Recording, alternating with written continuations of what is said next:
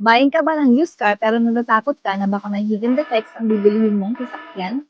Watch this video until the end and I will teach you 3 simple ways on how to spot a defective car. I'm Ray from CarPro. We help buyers get certified used cars na inspected at may warranty. Mapa-SUV, MPV, pickup, sedan, o van, at kapag nag-purchase ka, may chance kang manalo ng iPhone 17 Pro Max. So, paano mo ba malalaman kung defective ang sasakyan? Here are the top 3 ways to spot a defective car. First, i-check ang warning signs. Hindi dapat normal lang yan ang sagot ng seller. The warning lights are hidden problems waiting to happen. Second, i-test drive. Pakinggan ang makina kung may kalampag or delay. Ramdam ba ang delay sa arangkada o kambyo? Subukan sa lubak, paakyat at traffic roads. Kung ayaw ipa-test drive, red flag na yan.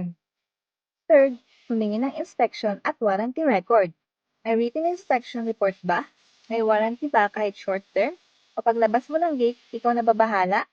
Kung walang warranty, ikaw ang sasalo sa lahat ng gastos. Kaya kung bibili ka ng second-hand car, wag lang presyo ang tingnan. Tingnan mo kung pasado sa inspeksyon, may malinaw na history, at may warranty. Dito ka na sa pinaka-trusted at certified used car dealership. CarPro, drive with peace of mind. Call or message us now.